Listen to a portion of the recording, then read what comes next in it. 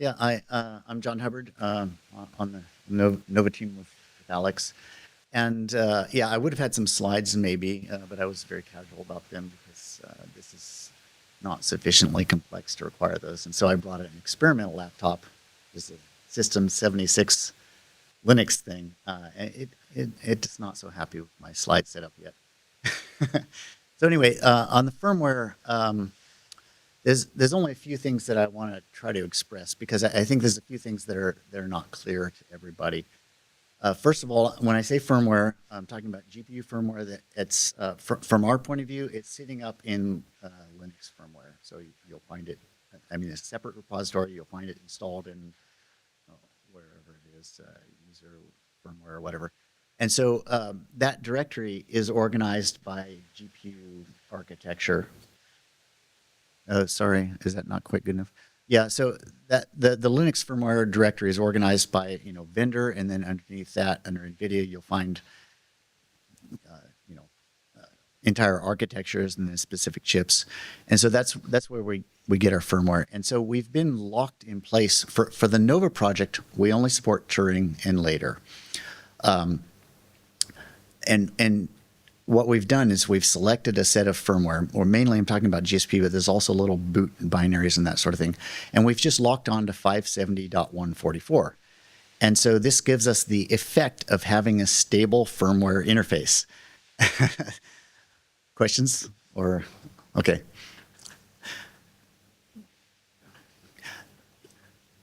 Oh, you all set? Okay. Yeah, so that one of the prerequisites we had for this project was, well, we can't be uploading different firmware that doesn't interface and is backward compatible with the kernel driver, and so that's a big deal. And so we've got this project going on to stabilize the GSP in particular. So GSP, please raise your hand if I'm saying words that make no sense to you, but the GSP is the biggest, most important piece of firmware. That's the one that we've been bringing up. So you need a stable interface to that. But then when we talk to our internal team, which is a lot of people. Oh, yeah. Go ahead. If the GSP is stabilized, does that mean that we're using... Sorry, can you hear me? I can hear you. Go ahead. Currently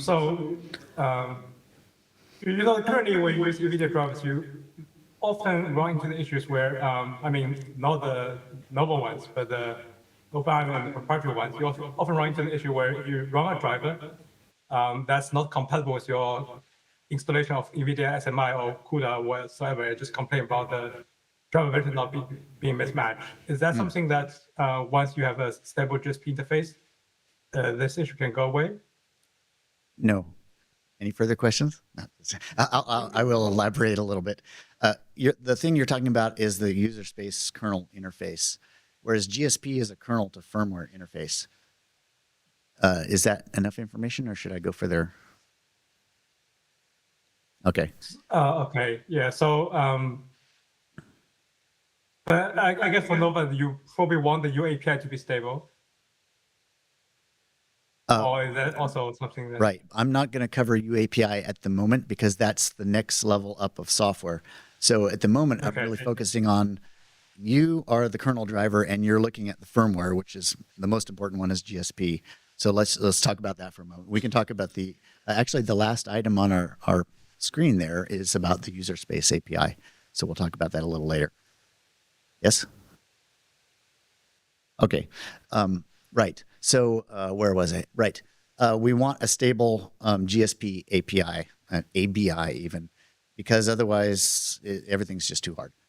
So our internal team said, well, that's a great idea. And what we have right now is not something we want to live with in the future. You know, it's 30 years of evolution. And so if you're going to make us stabilize this, we're going to insist on cleaning it up first and making ourselves happy, and we'll make you happy, and it's all very nice, but it will take time. And so while we are waiting, we simply locked on to 570.144, and we'll stay there until it makes sense to move to another version. And what I anticipate is that in 2026, we'll move to approximately one new version, maybe two. So what you can see is, you know, we're on 570.144 now. You'll see a number of months go by, and at some point, the firmware team, which is, you know, very tightly linked with the Nova team, is going to say, okay, we've got something that you want, some new stuff that's going to help you. It'll simplify firmware, or it'll be the next level of, whatever feature you're working on that will help you. And we'll say, okay, fine, we're going to lock onto that one. At that point, what you're going to see is we will drop support for 570.144, and we'll lock onto that next version. Now, next version, let's just make a number. Let's say it's version 600.12. We're not going to call it 600.12. We're going to call it 600 most likely, and that will. Actually, I'm skipping a step. Okay, take that tentatively. It'll probably be called something like 600, but without the minor version, because we expect that that'll be stable, and you'll be able to. It'll be stable for the things we care about, which is vGPU. I'm trying to express two things at once. I should split them up. The main idea is that we're gonna lock onto a new version probably sometime in 2026, but we're gonna drop support for the existing one. So again, we'll have the effect of having a stable ABI to the firmware. We can get away with this because the thing is not ready for real production use yet. Now, that allows some time for the firmware team to finish their work, and once they finish, then we'll be able to go to something like 600 and drop the minor version, and say that if we update it, we'll update it in place and we'll override it, and the next one will also be called 600. Or don't hold me to these details, but the main idea is that it'll be stable because some of this stuff is in flux. The main idea is that it'll be stable, and so we can do an overwrite and still get the same ABI. The version numbers and fooling around like that is a little bit TBD. The main idea I wanted to get across here is that 570.144 today, new version in 2026. We'll drop this one. We'll use the new one, and then eventually a stable ABI that we can upgrade in place without breaking us. Yes. I was present last year when Danilo was talking about Nova in Plumbers, and one of the things he said was that you guys were going to experiment using traits to support multiple versions of the firmware at the same time. That is so last week. Jeez. Yeah. Okay. That's what I'm gonna say. What I was gonna say, because it seems like the plan has changed. If I understand. Absolutely. Okay. Yes. Toss behind you.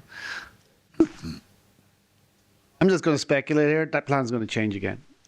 I think you'll see subtle. You saw me I think fooling around with the version number and all that. 6 to 8 months, we're going to be using traits and all that crap I wrote to reverse engineering. Or we'll either generate it from something nice, but you're going to have to support 2 versions of firmware. Oh, I am definitely open to the idea that we may have to support more than one version at a time.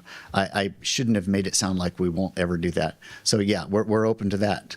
But we're hoping to minimize how many versions are in play. Yeah, we don't want to be... And we do want a stable interface into each one. For example, the team already now, the GSP team already has hard tests in place. In other words, fail the whole company if this breaks. They have tests in place today in our 570 that if somebody changes the location of a struct field member or whatever, at the compiler level, we'll detect that and we'll fail out everything and you can't check in your code. That's great. It's fantastic stuff. And we're going to continue with that and more fiercely. Yeah, I believe what's happening is that it's a change in release culture, right? Is in that before the kernel module and firmware were released in lockstep. So you could change the interface any way you want. It had absolutely no consequence. But now we are kind of warming up to the idea that, yeah, maybe we need to limit the breakage if we want to support upstream driver. Can I? So is there any plan longer term to maybe, I realize we have to support multiple firmware versions and those things, but to minimize the amount of firmware that we're having to ship in an MFS? Because, as a distro maintainer, like we just had to, with Fedora 43, increase the size of boot, and anybody who installed, a year ago, it's a 1 gig boot, and we can't have 3 kernels plus a rescue in there anymore. Right. We're very sensitive to that problem. In fact, a lot of this has been driven by that concern. So Yes, we also one thing. Hold on, Dave. One thing that we've got cooking coming up soon. One of the things that's going to drive us to wanting to have a new firmware version is we've already got the idea of a simplified boot. I guess it's only tangentially related, but you can load, instead of loading 16 different little bootloaders and loader boots and boot loaders, instead of all that, you can just load a couple of files and then hit a register, and then the GSP itself will figure out what else it needs to pull from memory and it will boot itself up. And so there's going to be, as a side effect of that, there'll be less stuff on disk.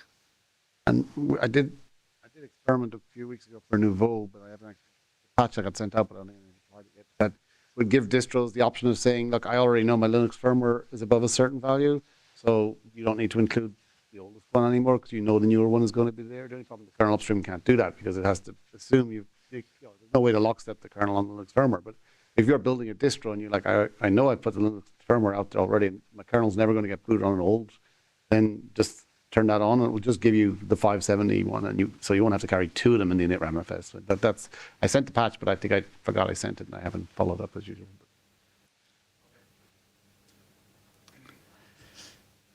I don't have too much more than that, other than just tell me if I'm missing something that you care about in firmware, and I'll answer the question. But beyond that, that's the main thing I wanted to get across. Yeah, I think one detail we could probably put in there is that it's kind of overlaps the UAPI bit, is that if you're familiar with OpenRM, there's no real abstraction layer between the firmware, like the command sequences that sent to the firmware for controlling it are not abstracted from user space. Like it's all built as one in OpenRM, so they can get away with that. But for the kernel, that API is not stable yet either, and I think it may be stable as part of the work, but we don't want to expose that API to other parts of the kernel. Absolutely. It should all be contained in the Nova core driver. Look at OpenRM, you see it sending all these commands that are very specific to the version. We can't do that. We need to keep that in the Nova core project and then have the pieces in the kernel or pieces used APIs to abstract that out. And to add to that, when Dave says Nova Core, you may recall we've split our driver into two pieces. So Nova Core is the lower one that talks to GSP, and Nova is the upper one if you're in DRM, compute graphics DRM, or there's a VFIO thing if you're in vGPU. So the stuff that is specific to the RM API and the GSP all stays in that lower layer, and we're not going to let it leak out. Our firmware team's actually quite excited about that too, because they don't want it going up either. So, other questions? Okay. No, never going to get to that point. That's too simple. Doesn't do anything. I mean, if we could get to a point where simple DRM, where we're using a small firmware and not having to load the real firmware until we've actually mounted our root file system in a default case, that would be handy. We looked into it a few times, but for 3 scenarios, it just doesn't work. One that always comes up is you put your laptop lid closed and the monitor plugged in, and you don't. It never brings up the external monitors. If you've got a docking station and there's 3 external monitors and nothing, it doesn't bring them all up properly. You never find a prompt to do your on.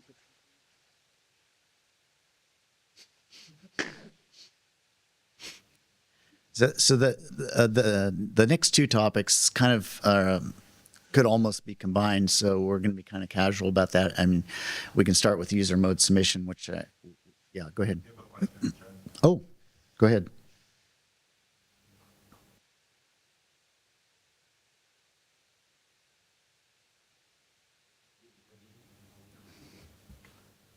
From Gary? Yeah, so Gary's asking, there's also an option to use UEFI frame buffer in early boot and only load the NVIDIA driver firmware later in the boot process. Yeah, that's what. That was the simple. That's what the simple. Yeah, the simple question. Yeah, it's just not sufficient. Okay, so apparently that has been tried and does not work. at least so far.